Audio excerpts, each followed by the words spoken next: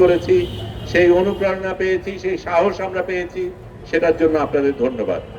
তার বাইরে আরো দুজন ব্যক্তি অসাধারণ ব্যক্তি ভূমিকা রেখেছিলেন।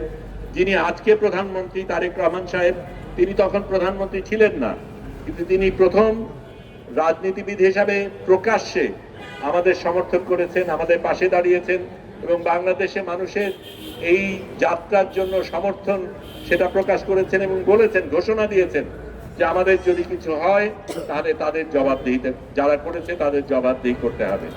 তারপরে পরেই আমাদের তখন যিনি দেশের প্রধান ছিলেন প্রফেসর ইউনূস, তিনিও একই ধরনের বক্তব্য রেখেছেন, সাহসী বক্তব্য রেখেছেন।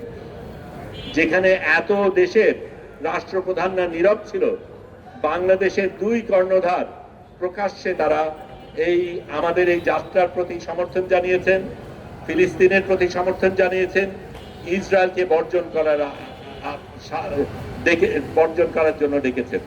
আমি এটা লম্বা করতে চাই না, আমি আপনাদের ধন্যবাদ জানাই, আপনারা এসছেন এবং সারা বাংলাদেশের কাছে আপনারা যারা সাংবাদিক ভাই বোনরা আছেন, আপনারা সারা বাংলাদেশের কাছে পৌঁছে দেবেন যে একটা ন্যায্য লড়াইয়ের জন্য বাংলাদেশিরা এখনো প্রস্তুত, এখনো লড়াই করে যাবে এবং অন্যায় যেখানে আছে সেখানে প্রতিবাদ করবে।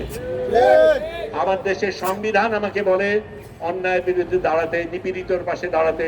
আমার ধর্ম আমাকে বলে অন্যায়ের বিরুদ্ধে দাঁড়াতে, নিপীড়নের নিপীড়ককে প্রশ্ন করতে, যারা নিপীড়িত তাদের পাশে দাঁড়াতে। সেই জিনিসটাই আমরা করেছি।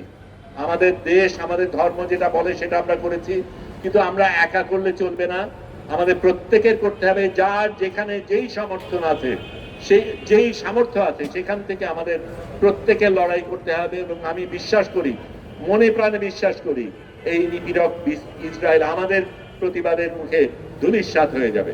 সেই আশা করি। ফিলিস্তিনের জয় হোক।